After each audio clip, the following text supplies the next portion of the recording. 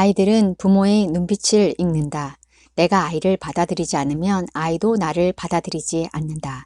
나는 나만의 좁은 공간에, 아이는 아이만의 좁은 공간에 갇혀버린다. 나는 나만의 좁은 공간에, 아이는 아이만의 좁은 공간에 갇혀버린다. 서로 상대의 마음속을 모르니 자연히 겉으로 드러난 행동만 보고 상대를 심판하게 된다. 내가 내 기준으로 아이를 심판하면 아이도 자신의 기준으로 나를 심판한다. 갈등의 골은 갈수록 깊어진다. 내가 강요하면 강요할수록 아이는 오히려 더욱 거세게 저항할 뿐이다. 이렇게 나의 공간 밖으로 완전히 떨어져 나간 아이가 과연 내 이끄는 대로 움직여줄까? 그렇다면 어떻게 해야 할까? 아이의 행동을 움직이는 건 아이의 마음이다.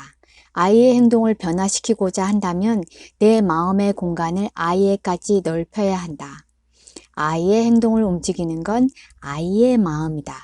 아이의 행동을 변화시키고자 한다면 내 마음의 공간을 아이에게까지 넓혀야 한다. 나의 시각이 아닌 아이의 시각으로 바라보면 나의 시야가 아이에게까지 확장된다. 그럼 아이의 속마음을 이해하게 되고 있는 그대로를 받아들일 수 있게 된다. 내가 아이를 받아들이면 아이도 나를 받아들인다. 상대와 갈등이 생기면 무조건 상대의 시각으로 바라보라. 상대와 갈등이 생기면 무조건 상대의 시각으로 바라보라. 상대와 갈등이 생기면 무조건 상대의 시각으로 바라보라. 절대로 손해나는 일이 아니다. 그래야 나의 공간이 상대에게까지 확장된다. 그러면서 상대는 마법처럼 내 의도대로 움직이게 된다. 공간을 넓힐수록 기적이 일어난다. 공간을 넓힐수록 기적이 일어난다.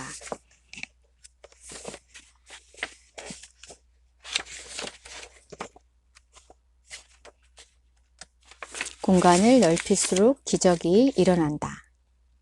나 아닌 다른 누군가의 시각으로 볼수록 더 현명해진다. 나 아닌 다른 누군가의 시각으로 볼수록 더 현명해진다. 여기서 나 아닌 다른 사람이란 나의 롤모델을 얘기하는 거야. 내가 롤모델로 생각하는 사람, 내가 닮고 싶은 사람의 시각으로 보면 어떨까 하고 한번 생각해 보는 거예요. 따라서 누군가를 닮고 싶다면 그 누군가를 나의 공간에 완전히 받아들이면 된다. 나는 부처님과 예수님을 완전히 받아들인다. 부처님과 예수님을 완전히 받아들인다. 그러니까 자신의 종교가 있다면 그 종교의 롤모델로 생각하시면 돼요. 완전한 깨달음을 얻은 기적의 치유사들도 완전히 받아들인다. 이거는 이 책의 작가가 그렇다는 말이에요. 여러분은 여러분의 롤모델로 생각하시면 돼요. 따라서 누군가를 닮고 싶다면 그 누군가를 나의 공간에 완전히 받아들이면 된다. 나는 부처님과 예수님을 완전히 받아들인다.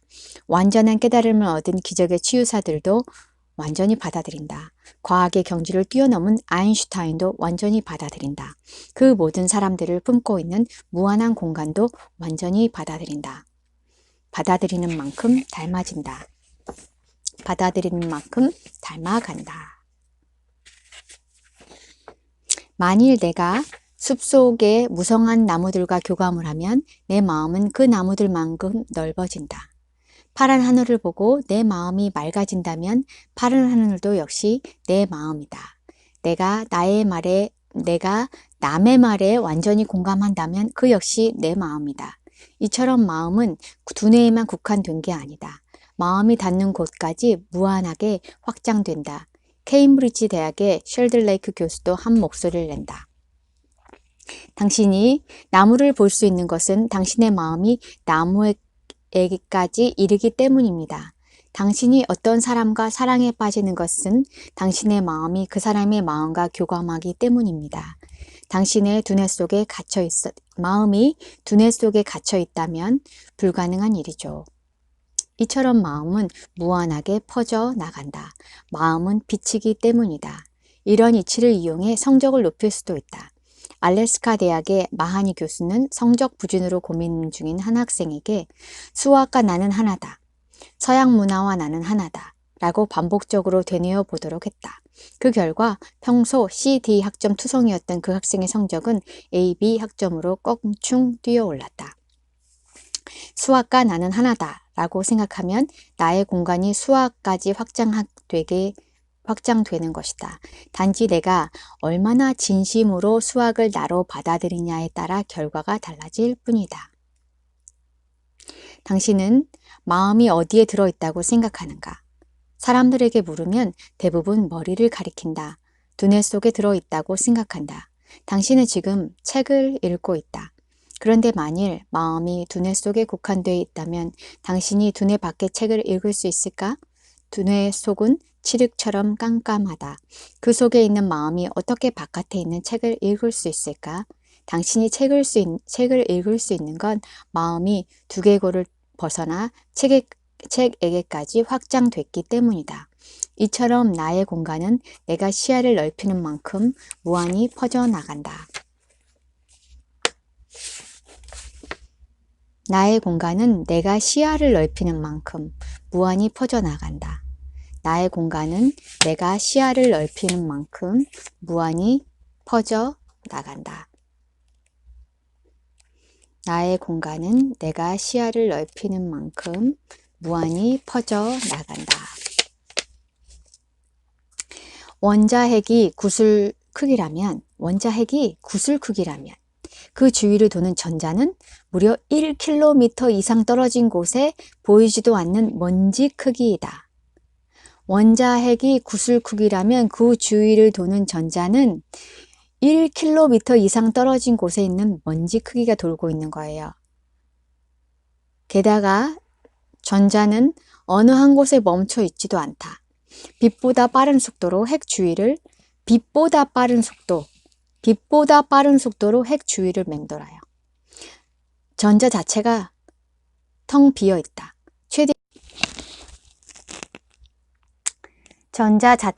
텅 비어 있다. 최대한 끌어당겨 자세히 봐도 텅 비어 있다. 나무, 자동차, 책상, 컵, 물, 나의 몸, 이 손, 이 세상에 존재하는 그 어떤 것도 죄다 마찬가지다. 전자현미경으로 쪼개어 확대해 보면 죄다 텅텅 비어 있다. 전자현미경으로 쪼개어 확대해 보면 죄다 거기는 아무것도 없어요. 보일 수가 없는 공간만 있는 거죠. 그러니까 우리 몸을 비롯해서 이 세상의 모든 사물들이 어느 하나 빠짐없이 이 손도, 이 손톱도, 이 얼굴도 다 원자로 구성되었다고 배웠잖아요. 근데 원자는 어떻게 생겼느냐? 여기에 구슬 하나가 있는데 여기로부터 이게 원자핵이에요. 구슬 1km만큼 떨어져 있는 저 다음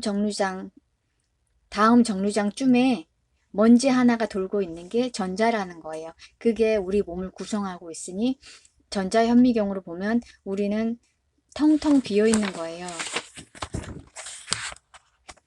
전자현미경으로 쪼개어 보면 우리 몸은 텅텅 비어 있다. 지나간 모든 일들이 그렇다. 동영상일 뿐이다. 지나간 모든 일들이 그렇다. 동영상일 뿐이다. 바로 1시간 전의 일들은 어떤가? 역시 동영상이다. 지금 내가 하고 있는 일도, 지금 살아 움직이는 내 몸도 1시간 후에는 동영상으로만 존재한다. 단 1초만 지나도 지금 장면들이 모두 동영상으로 기억된다. 그렇다면 지금 이 순간에 나는 동영상이 아닐까? 시간상으로는 동영상임을 전혀 알아차릴 수 없다. 왜냐하면 바로 지금 이 순간 실시간으로 내 몸이 움직이고 있기 때문이다. 그렇다면 공간상으로는 어떤가? 공간상으로도 알아차리기 힘들다. 왜냐하면 나가 바로 내 몸속에 들어가 있기 때문이다. 그렇다면 방법이 없을까? 나는 몸속에 갇힌 존재가 아니다. 시간상으로 10년 후, 20년 후의 시점에서 지금 상황을 되돌아보라. 10년 후 나는 지금 상황을 어떤 눈으로 되돌아볼까? 혹은 공간적으로 1000m 상공에서 지금의 상황을 내려다보라. 1000m 상공에선 지금의 상황이 어떻게 보일까? 이렇게 시간적 혹은 공간적으로 거리를 두면 현실 세계가 동영상임을 알아차리게 된다. 현실 세계는 고통의 바다이다. 나 스스로 시공간적으로 시야를 좁혀 나를 육신의 공간 속에 가두어 놓기 때문이다. 내가 시야를 좁히면 나는 육신의 공간에 갇힌다. 육신의 공간은 감정과 생각의 공간에 둘러싸여 있다. 자연히 나는 감정과 생각의 지배를 받는다. 하지만 내가 시야를 멀찌감치 넓히면 나는 육신의 공간은 물론 감정과 생각의 공간에서도 벗어난다. 그래서 모든 상황을 동영상처럼 몇 발짝 밖에서 객관적으로 바라보게 된다. 상대가 아무리 거친 말을 퍼붓더라도 그건 동영상에서 나오는 소리일 뿐이다. 지금 상황이 아무리 끔찍하더라도 그 역시 스쳐가는 동영상일 뿐이다. 하나의 동영상이 끝나면 또 다른 동영상이 나온다. 동영상이 나올 때마다 그 속에 뛰어들어 일희일비하면 인생이 고달파진다. 거꾸로 시간상으로 혹은 공간적으로 몇 걸음 떨어져 시야를 넓혀 바라보면 거꾸로 시간상으로 혹은 공간적으로 몇 걸음 떨어져 시야를 넓게 바라보면 동영상은 동영상일 뿐이라는 사실을 알아차리게 된다. 동영상을 바라보는 나는 누구인가? 텅 빈 공간이다. 동영상을 바라보는 나는 누구인가? 텅 빈 공간이다. 텅 빈 공간은 설사 동영상이 완전히 끝나더라도 존재한다. 텅 빈 공간은 영원히 사라질 수 없는 존재이기 때문이다. 나의 삶을 나의 삶으로만 보면 그게 내 육신에 갇혀버리게 되는 거예요. 그런데 내가 영화를 보는 것처럼 내 삶을 돌아본다고 생각해 보세요. 1분 전에, 1시간 전에 모든 것은 영화 속의 한 장면이 되는 거죠. 지금은 영화를 찍고 있는 것과 마찬가지예요. 그런데 그거를 내가 자각할 수 있다면 이 순간에 어떤 영화를 찍을지 내가 결정할 수가 있는 거예요. 내 인생의 영화를 내가 이 순간 지금 찍고 있는 거예요. 내 표정도 내가 지금 선택하는 순간 그 표정으로 동영상에 찍히고 있는 거죠. 텅 빈 공간과 하나가 되면 완벽한 고요함이 찾아온다. 텅 빈 공간과 공간 얘기가 많이 나오는데 그러면 그 텅 빈 공간과 하나가 되면 어떤 일이 일어나느냐? 완벽한 고요함이 찾아온다. 아무것도 존재하지 않는다. 오로지 빛의 물결이 흐르는 것처럼 가뿐하고 섬세한 음악 같은 소리만 감지될 뿐이다. 텅 빈 공간은 지혜로 가득하다. 뭔가 풀리지 않는 문제가 있을 때 와칭을 하고 나면 갑자기 답이 떠오른다. 텅 빈 공간은 사랑으로 가득하다. 세파에 절은 내 몸과 마음을 치유해주고 위로해준다. 텅 빈 공간을 느끼면 느낄수록 마음이 고요해지고 평안해지고 생각하지 않아도 너도 좋고 나도 좋은 해결 방안이 저절로 즉석에서 나오게 되는 거죠. 텅 빈 우주가 빛으로 가득하듯 내 안에도 빛으로 가득한 영체가 들어있다. 영체는 빛 덩어리이기 때문에 내가 마음을 열면 열수록 무한히 퍼져 나간다. 그러면서 무한한 공간과 하나가 된다. 원래의 고향으로 돌아가는 것이다. 영체는 무한한 빛의 세계에 살던 영혼이다. 모든 것을 보고 모든 것을 알고 모든 것을 할 수 있다. 하지만 영혼이 지구에 내려오면 육신 속에 갇힌다. 왜 육신 속에 갇혀 있을까? 분명한 목적이 있다. 지구에서 온갖 경험을 겪으면서 성장해 가기 위해서다. 내가 마음을 열수록 내가 사랑을 느낄수록 나의 마음의 공간이 커지면서 그 공간이 우주의 공간과 연결돼서 내 안에 있는 빛이 뿜어져 나오고 그것이 확장해 나갈 수 있습니다. 그러면 완전한 평안 속에 있게 됩니다.